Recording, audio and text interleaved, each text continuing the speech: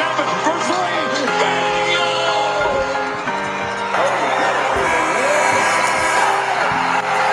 He is heading to the lead. Here's Jordan. The Magic of 360 driven with the rip. Magic down the middle. Gives underneath the Worthy. Something up.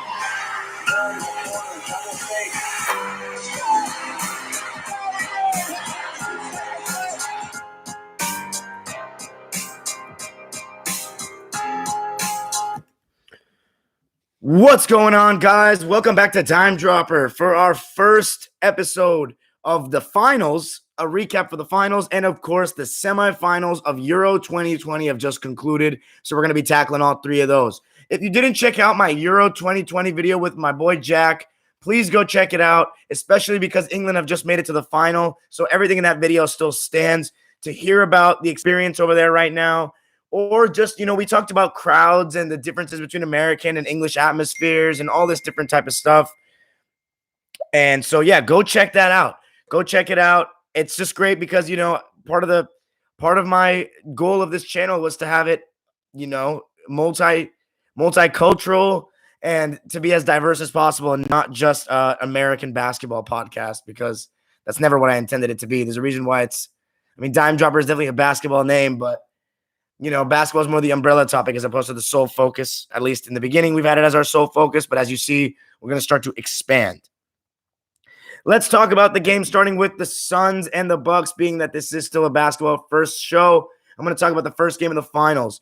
So I just want to say, and before I say these things, I know a lot of people are going to hate what I'm about to say that are pro Phoenix or pro Milwaukee, but man, these might just be the two worst teams to play in a finals. And I'm not saying they're bad teams. I just think that I'd say the Suns are a really good team. The Bucks are a very good team. You can make a case the Suns are a great team. They're a great team for today's league for sure. But in terms of looking in the grand scope of all the champions that I've seen and the history of the game, the Suns, man, they're very good. That doesn't diminish the ring, though. I want to just clarify this. That does not diminish the ring. This is just an observation. You know what I'm saying? Like, their best players, we don't know who their best player is. It's either Devin Booker or Chris Paul. And obviously, you know me, I'm on the Devin Booker train, even though Chris Paul is my favorite player, favorite current basketball player in the league. Either him or probably Paul George. But, either him or Terrence Mann. But I'd probably say Chris is still my favorite player in the league, if we're being honest. And Blake Griffin. Those two probably still claim the top spot. But Paul George and Terrence Mann are right there. But anyway, to say what I was going to say is I think Book's the best player, but you can literally sit here and argue with me all day. But I just think that Chris Paul or Devin Booker being your best player, your team is not that amazing. Personally, I think they're a very good team, but I don't think they're that amazing. And I'm not going to sit here and say that, they would have lost to this team and that if they were, that's not important. They made the finals and everyone else didn't. So let's talk about the game. So obviously it definitely felt weird me watching this game, smaller market teams. Now, Phoenix is a nice city, a big city, but two smaller market teams, Milwaukee and Phoenix, in the finals. This is the first time since 2007 that we've had two smaller market teams with San Antonio and Cleveland. Every single final since then has either featured a California team or the Miami Heat. So to have two smaller market teams is not a big focus of the league is awesome, honestly. I love that. And then I think obviously the Suns crowd, I'm very happy for the Suns fans. To host the finals, home court advantage. Obviously, 1993, they had it as well, but they weren't necessarily a clear-cut favorite. I'd say, actually, they're not really a clear-cut favorite this time around, but I think that they're more favored, obviously, than they were in 93 with Jordan. And what's it called? Yeah, with Jordan, is a different animal. Giannis, that's not Michael Jordan. So what I thought Devin Booker did a really good job setting the tone. And clearly the Suns had a strategy, and it was put Brook Lopez in the pick and roll and go at him one-on-one when he switches, because the Bucks were going switch everything. And we've seen a lot of this against the Nets. We saw it. We saw it against the Atlanta Hawks at times. They're going to switch Brook Lopez onto these guards. And against Devin Booker and Chris Paul, that's not going to work. Devin Booker was taking him early in the game. He had a good first quarter, but I thought that Giannis, Holiday, Middleton, they came out pretty aggressive. And in the first half, I was watching this game and I was like, this is pretty even. But the Suns were riding off that home crowd, and I thought they were the slightly better team in the first half. They were leading by 8 at the half. I thought that Ayton was typical Ayton. He was grabbing every rebound in sight. He was, I think they could have fed him more, as always. I say that all the time because, like, there are switches in these games that are happening, and the Suns are not hitting quick enough in my eyes.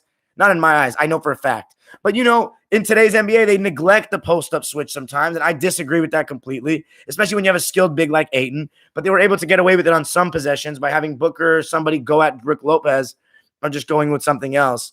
But I still think that Ayton could have been fed more. That being said, he was really good. 8 of 10, 22 points, and 19 rebounds. That's a straight Charles Barkley-like stat line right there. So I thought he was great. And then in the beginning, Chris started out poorly. And then in the second quarter, and especially the third quarter, he exploded. And CP's been waiting for this moment. I know very well he's been waiting for this moment his whole life, but definitely his whole career. And I think, and I've been saying this for a long time, Chris is the most hungry star for a championship in this league. He hasn't gotten one. I had him on my team day in, day out. I know how competitive he is. And his wife said it best, Mrs. Jada, said that if he doesn't win a championship, like, he will not live it down. Like, he will live with problems if he doesn't win. And there's never going to be a better chance for him than this. And I thought that he came out, and here's the thing about Chris. He is not going to get by anybody besides those finding a big man on the switch. You know what I'm saying? That's all he does, is he finds the big man on a switch like he did Boogie Cousins against us, and he goes at them because he's not quick enough off the dribble to consistently take either guard defenders or wing defenders. And it was only he was scoring. I want to count. You have to go back and count how many points out of those 32 that he scored in game one were with Brook Lopez or Bobby Portis guarding him. Because then they switched with Bobby Portis guarding him, and he was just playing a little too high, reaching. You don't reach with Chris Paul. And that's one thing about Chris. He's one of the best ever in terms of ball protection, taking care of the ball, not losing the ball cheaply. And that's one of the reasons why I think the Suns are going to win the championship, because I've been saying it for weeks now, months. The Suns may be actually, no, they're not maybe. They are the smartest team in the NBA. They make the least amount of errors. They take mid-range shots. They don't fall too in love with the three at times. They have a good post-up big man. And I just think that the Suns make the least amount of boneheaded decisions in the NBA. And I think that watching the Bucks, you see too many of them for them to win a championship. And I think that Giannis, here's the thing. He clearly wasn't 100%. I give him credit for going out there and trying. But that dude, whether he's injured or not, seriously just doesn't have the skills. He does the same thing every time. He runs full speed and either tries to sidestep to his right or Euro to his left and try to go up.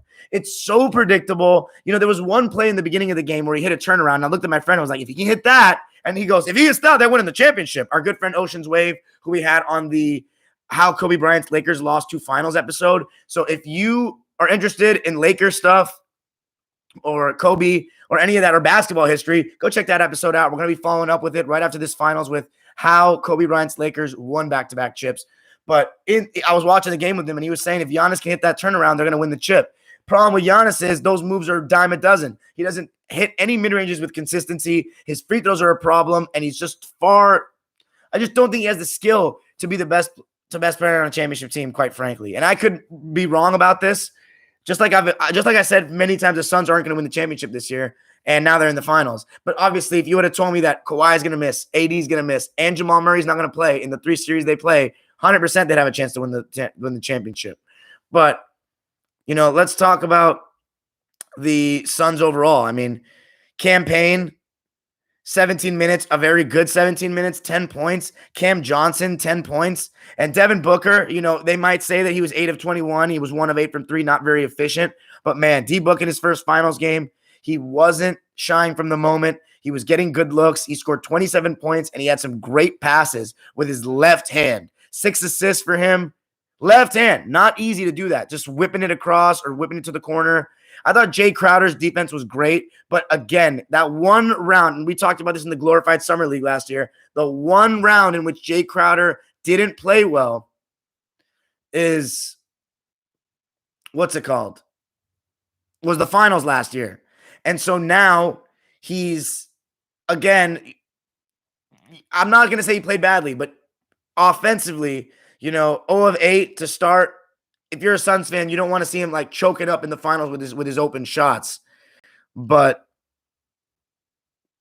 anyway, great first win for the Suns. I thought Chris Paul in that pick and roll was maestro. 3 balls, mid ranges. He loves that switch because he can create separation without having to burst off the dribble. And you'd figure that a guard getting a big on him, you would try to go by him, but that's not been Chris's style. Even with the Clippers, that wasn't always his style. He loves lulling the big man to sleep and sidestepping for that 3 or getting into that mid range area. But a great first win for the Suns. I think DeAndre Ayton could be in the shout for player of the game as well with 22 and 19, but I'll give it to Chris tonight. Or last night, 32 points, 4 rebounds, 9 assists, 12 of 19. He was very efficient as usual, 4 of 7 from 3. He was ready for his first finals game and ready for this moment. The one thing I'm going to say is I'm the reason why I'm not gun-ho all in on the Suns, rooting for them like they're my team, like let's say I am for England, which we'll get to in a second, because I'm just not looking forward to – look, I'm Chris Paul. I have a poster of him in my room. I will always be thankful of what he's done. But one thing I'm most protective of on this channel, and you guys know that, is basketball history and telling it the way it is.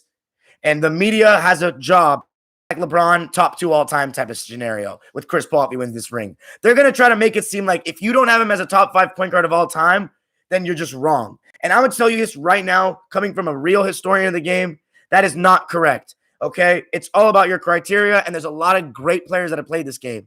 And don't think because Chris Paul wins 1 championship that makes him a top 5 point guard consensus. Absolutely not. It gives him a case. And I'm, again, a huge fan of his. So don't think I'm coming with this with hate or bias. I just know basketball history, period. And the guys before the 3-point line don't get their love. Simple as. Anyway, the final from Phoenix, 118 to 105. I also want to say this about Drew Holiday. He just 4 of 14. He has to shoot better than that. Chris Middleton, 12 of 26. I thought that he was pretty decent, 29 points. Giannis, though, he played 35 minutes, which I definitely assume he will play more as the series continues. And look, props to Giannis for going out there and giving it a go. But 20 points. And by the way, this 17 rebounds, I'm not gonna say they lie, but watch that game and tell me how many of those rebounds you really notice. How many of those rebounds he really had to fight for? Not like Ayton. Ayton was getting like real rebounds. And I'm not saying Giannis got 0 real rebounds, but Ayton was getting ones where he had to fight. He was getting everything in sight. Giannis, those rebounds, I mean, they didn't affect the game much. You know what I'm saying? But anyway, that's it for the finals game. 118-105, Suns lead at 1-0. I'm not necessarily looking forward to the next game. It's just going to happen because I just don't think this series is the most exciting in the world. But I'm excited for Suns fans, And I'm excited that the winner, it will be a big occasion. Let's talk about the Euros. So the Euros, I'm going to start with today's game, England against Denmark at Wembley, of course, so the pressure's on England. I thought that they came on the first 15 minutes and looked pretty good going at them. Raheem Sterling got in the box, cut inside, had a solid chance, shot it weak. And then between like 10 minutes to 25 minutes, it became the Danish that started to get ease into the game. They saw that England didn't get their early goal. They started feeling a little bit better about themselves. And that's when the crowd started going quiet. And then all of a sudden, Luke Shaw gives away a cheap free kick. And Damsgaard, wow, what a strike that was. I mean, and on the replay, it looked even better. Top of the goal smash. Unbelievable hit by Damsgaard. And look, he plays for Sampdoria right now. I don't know if that's going to last because this tournament, he has looked good. He has looked real good. But yeah, Denmark go up 1-0, and then England do respond well though. They really responded, trying to go at Denmark. But here's one thing I'll say: some observations I made. So Declan Rice and Calvin Phillips are not exactly the most creative types in the world. Obviously, Declan Rice is a holding midfielder, so his job is to just protect the back line, and he doesn't give the ball away much. And I thought he was really solid tonight. Getting the ball back in good areas. Making good tackles, just being on top of things. Calvin Phillips, though, here's what I want to say about him. I've liked what I've seen from Calvin Phillips in this Euros, but one thing I'll say is, and you can, if you're a football fan, soccer fan, you can correct me if you think I'm wrong on this, because obviously I don't have the same level of expertise playing the game as I do basketball, but I'm going to say this. I was taught, and by the great midfielders that I watched, Luka Modric, Iniesta, Pirlo, Lampard, Gerrard, you name it, that, as a center midfielder, you want to always be available for a pass. And Calvin Phillips, sometimes it looks like he doesn't even want the ball. Like he'll just drift off into areas where that ball's not getting to him, and it forces England to play a little more sideways backwards. And I think that he's actually pretty good on the ball. I don't know why sometimes there's times within the game where he looks like he wants the ball. But there's other times where it's just like he's making Declan Rice basically stand alone in that midfield, and he's playing a little bit further forward or just behind defenders, essentially. Not in between defenders, but behind them. And it makes Declan Rice want to play it backwards or whatever. But that goal to get him back in the game, the own goal, Saka did well, put in a good ball. I think it was Harry Kane got the hockey assist. It was a through ball, and Harry Kane I thought was great. Ever since that Germany goal, I mean, he's really just gone into his form. He spread the ball out wide, switched the play very well, and that's what he does for Spurs. If you watch him for Spurs, he comes deep, he switches the play. He made some great passes. I thought that he got in good areas, and I just thought that he was really good tonight, Harry Kane. And that was a great pass, the great ball in that hockey assist. Saka whips it in the box, and for the second time in the game at that point, who was at the back post? Raheem Sterling. You know what I'm saying? And that guy has answered all the critics, as we talked about in the last episode with Jack. Every time it's Raheem Sterling getting the chance. And before they went, the third time in the game, because he had a chance right before then that he missed. And it was the third time's a charm. He would have, I would assume, put it in, but Simon Kjær got the own goal. Couldn't do much differently. But Raheem Sterling, Fox in the box, he's always getting there. And that was just the beginning of the night that he had. Second half, after the first 15 minutes or so, that's when England really took over, or not took over, I should say, but they looked a little better at times. And I don't know, it was pretty even the second half. And then the last 10 minutes or so, England was really trying to push on. They brought Grealish on. They brought Foden on. And immediately Foden started looking pretty lively. And the best chance, I think, of the second half was Harry Maguire's header. And I thought Harry Maguire was great again. I mean, he's just been great in the tournament. Great for England again for the second straight tournament. And, being commanding in the box, taking the ball from people, just being in charge of his area, the ball's in the box. He was doing a good job handling them. He was even bombing forward a bit, a threat on set pieces as usual. And I thought that he was very good. Kyle Walker as well. You know what he brings. Sometimes he'll make a bonehead decision or two, but he finds a way to, his pace is unbelievable. He tracks back, he darts backwards and recovers as well as anybody I've seen. And I thought he was very good as well. And Shaw, with those overlapping runs, he got into some dangerous areas. Raheem Sterling and him were linking up well on that left-hand side with Raheem holding it up, waiting for the overlapping run, and then sliding into Luke Shaw for some grounded crosses. Sadly, he didn't connect on those, or they didn't score off any of those, but it was dangerous, and it was causing some problems. And then in the extra time, I think England really dominated, completely dominated. They were creating chances. And Raheem Sterling, I mean, I have to say, the amount of stamina that dude has. Like, this man, until minute 120, minute 105, he runs the most of maybe anybody all game. And then he still has the energy to try to take players on, which he was doing a lot more in this game than in other games. And just running constantly, making runs, taking players on, hitting bursts of speed. Mind you, 100 minutes on a full-size pitch. And he's not like a center back, like who's most like static a lot of the game. He is making moves. Like, his physical fitness is unbelievable. And, you look at the his injury history. He doesn't have too big an injury history as well. I mean, he's just a great athlete overall, Raheem Sterling. And obviously, he was the one that created the pen. I have to say, I didn't agree with the decision. It's going to be controversial for years and years to come, but he went down easily. And here's the thing. I know Raheem Sterling's game well. I've been watching him now for 8 years. He has a tendency to go down easily in the box. I mean, he does. But he also has a tendency to take players on, get by them, and get into dangerous areas in the box that force defenders and officials to be in tough positions. And that's exactly what he did tonight. And Raheem Sterling, he was my man of the match. I mean, you can go with Kane. You can go with maybe Maguire.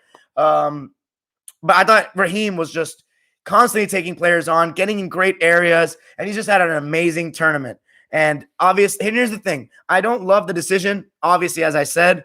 However, I think that it's good that the team that was dominating the game at the time and looked the more likely to score got it. And I think that England deserved it to make this finals. I really do.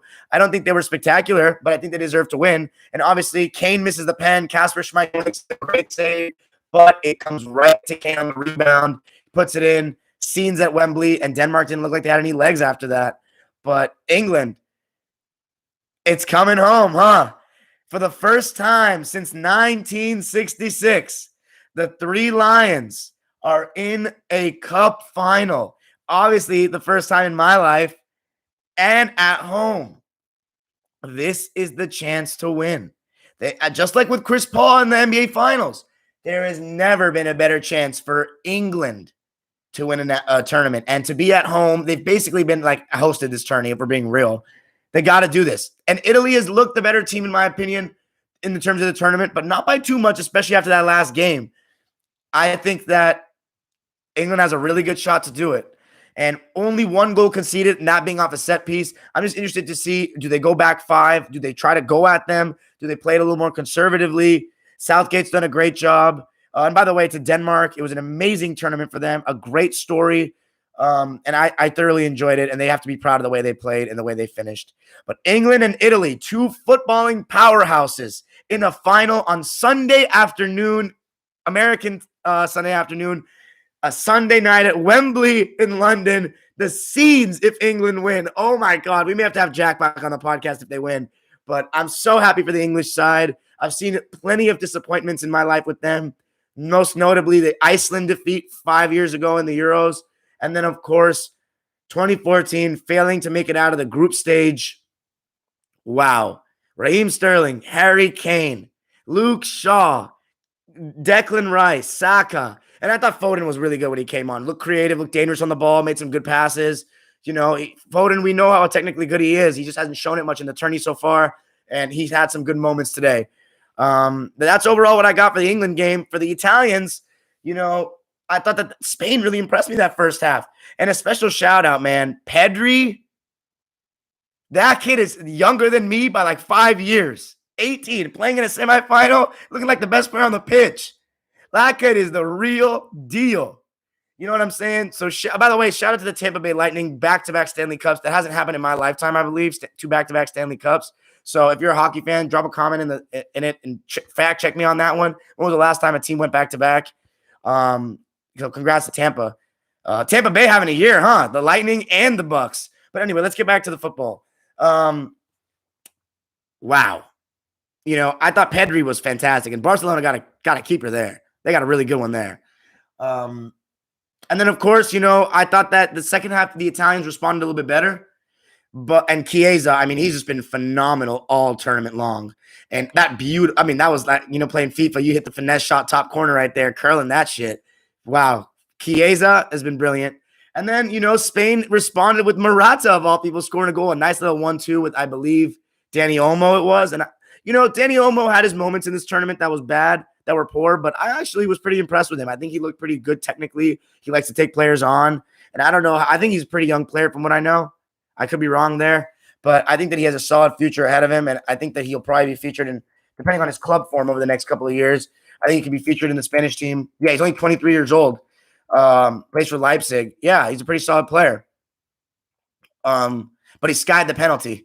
Which blows. But, big equalizer. Morata getting on the score sheet. They go to extra time. And I'm not going to lie, I didn't get to see the really pay attention to it. But it was pretty even. We go to the penalty kicks. And Morata, I'm not surprised. I'm a Chelsea supporter. I'm a Chelsea fan. I was there for that 2018 season, watched all the games. Or watched most of the games, almost 20 to 25 minimum. And I just knew that when Morata was stepping up to the spot, he's stepping up. By the way, oh yeah, okay, so the Penguins went back-to-back. You're right, it has happened in my lifetime. I'm sleeping. 2015 and 16. You're right. Anyway, but I just knew Morata was going to miss. I just know that he's as talented as he is. I think that the big moment, sometimes it gets to him. And he missed the penalty. It was very poor. And as an ex-Chelsea player, missed the pen. And a good save by Donnarumma, who's a beast. and he's a little younger than me, I believe. But just like I knew Morata was going to miss the pen, I knew the man stepping up next was going to hit the pen. Jorginho, he's going to hit that little hesitation before he shoots, and it was just a beauty. And Italy, Spain really could have made a case for themselves on that day that they deserved to go through, but they had a very solid tournament given their expectation going in. I don't think people really had as much of a high expectation on Spain as in previous tournaments. But I think the Italians deserve to be in this final. And I think the final is what it deserves to be, Italy, England. And I think that a lot of people were picking this after the first game or two. And I'm so excited for it. And by the way, Argentina, Brazil final, guys, Copa America. I mean, for the first time since 2007, they're matching up in a final. And I saw that semifinal in 2019. That was the first time I got to witness a Brazil-Argentina game in a cup because 2007 I didn't watch. To have it in a final, Messi getting a chance, one more chance to win an international tournament and in front of Brazilian soil against the Brazilians, the all-time rival of the Argentines. What a moment it would be for him. It would solidify his legacy completely, Messi, if he was to win that. I don't want to hear anything about the lack of an international trophy if he wins this, because this Argentina team is not that good. I mean, I think they have in this tournament, I still got Brazil. I mean, I think they're the best team in the tournament, and I think by a distance, especially on paper. But Neymar didn't win the Copa America last time. He wasn't on the team. Let's see if we can do it here. But I'm all in for Argentina. I want to see Messi do this. I'm not even a Messi fan like that. Like, I don't dislike him at all. I love Messi, but like, I love him because I respect his greatness so much, not because I root for him like that. I'm rooting for him here because it's like the dude gets shedded on for not winning an international trophy in an 11-man sport, not a 5-man game like basketball. 11-man when Chile puts 3 guys on him on every touch. So I'm excited. Saturday afternoon, I'll definitely be coming live to you before then on game. I'll probably be going live tomorrow after game 2. But man, I'm so excited for these soccer finals. Obviously, I'm not really looking for the NBA finals. It's whatever right now to me. Like you know how I feel about the NBA right now. And, my team was the only thing that was keeping me invested, but I'm still going to do the content and still watch the finals. I still love basketball, but I'm looking forward to that England, Italy. Oh my God, guys. I have 2 strong rooting interests here. England always because of my family, but just for this particular weekend, Argentina, I really want Messi to do this. But man, 2 strong rooting interests. England, Italy at Wembley in the Euro final, and then Argentina, Brazil in Copa America. No fans, which bodes very well for Argentina because Brazil would have a packed house there with the fans and more pressure on Messi. So I think that, obviously, I don't think the fans are the ones that phase him, but the moment may phase him. And I think it's just going to be advantageous for Argentina to not have fans there. I still think Brazil's going to win, but I'm hoping for the best. Anyway, that's it for me tonight, guys. Make sure you leave a comment. Make sure you leave a like on the YouTube video. Subscribers on Apple Podcasts and Spotify, let me know what you thought of the episode. And let me know what you want to see going forward. I have a lot of history content planned this summer. And guests are going to be coming on more frequently. Some official, some dime dropper featuring, some not. Just my friend guests that could give a different side of things to the show. But I'm definitely going to try to be on the lookout and on the hunt for more guests, bigger profile names. Thank you guys so much, and I'll see you tomorrow probably. Live chat, I don't got too much time, but let me hear it. There's not that many of you in here, so let me hear it. I'm doing great, my boy. Yo, guys, why are you guys arguing about Clippers and this and that? Like, what's the argument here? We got eliminated in the conference finals. The season's over. What are you guys still barking about over here? Argentina 2, Brazil 1. I see some predictions coming in. Brazil 2-0. People talking about Germany, Brazil. That was amazing.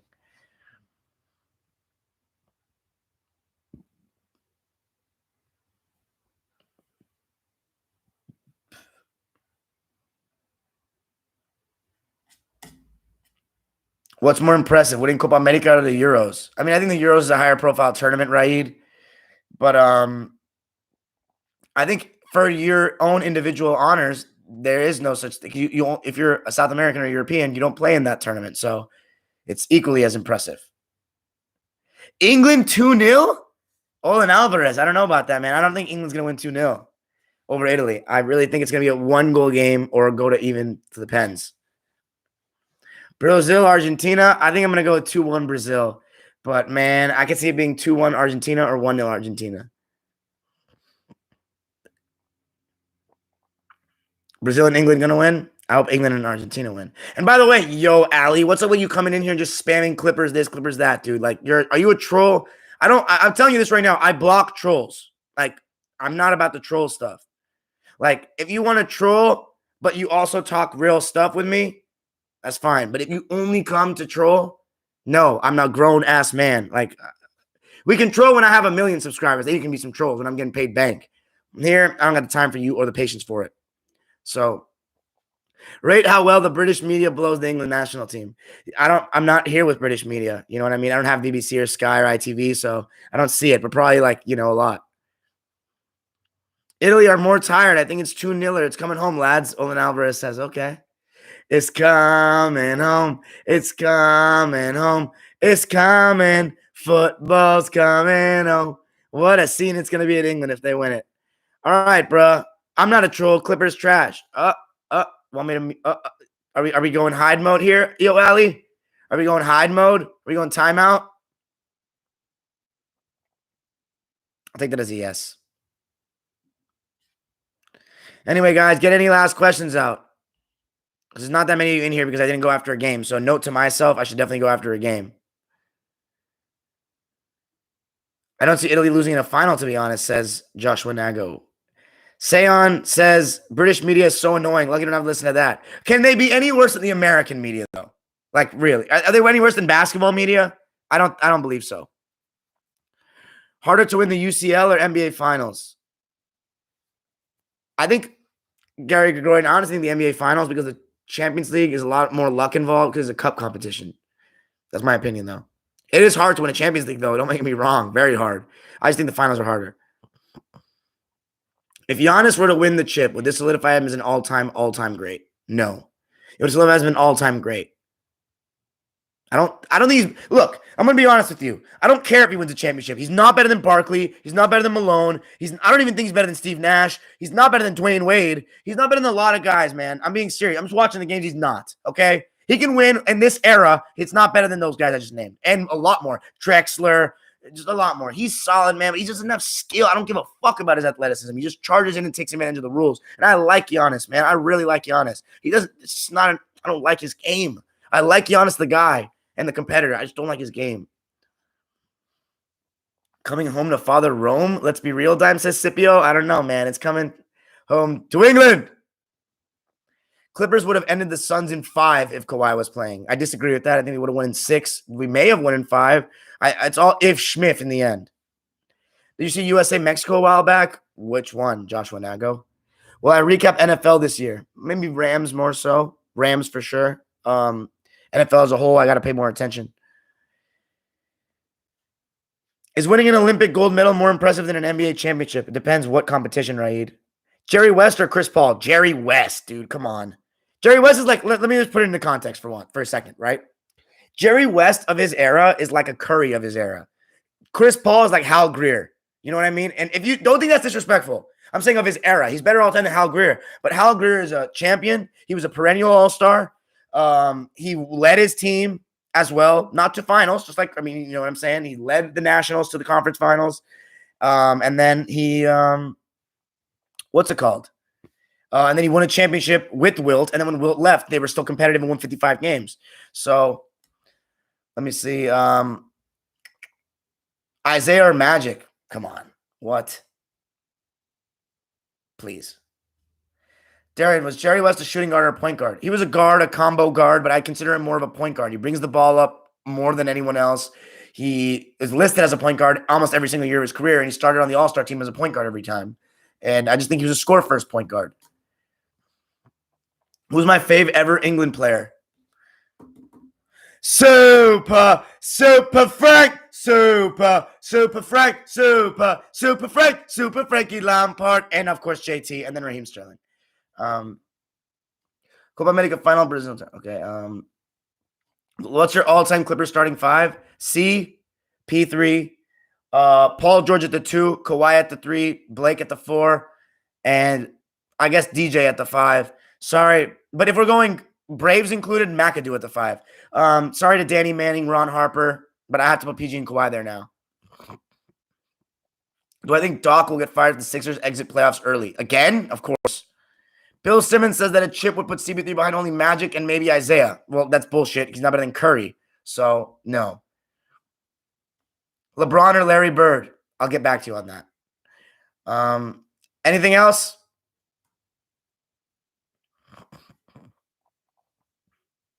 Jerry West is also a better defender than Chris Paul. Darian, you said that if Giannis won the chip, he wouldn't be better than all those dudes you mentioned. My question is, have you seen those dudes like Malone, Barkley, and Drexler play? Yes. Not as extensively as Giannis, but of course I have. I've watched Charles Barkley. I've watched a couple of playoff games of his, man. He's definitely better than Giannis. That's disrespectful to Charles Barkley to even honestly compare the two. Drexler, that's not even a question. He's definitely better than Giannis. Giannis wins MVP because the superstars of our league in today don't try hard enough to win MVP. That's really why. And he goes really hard in the regular season, and his game doesn't always fully translate to the playoffs. The reason he made it is because he had good fortune. He played against teams that weren't as good as him, point blank, period. Anyway, that's it for me tonight, guys. Peace. I'll see you tomorrow.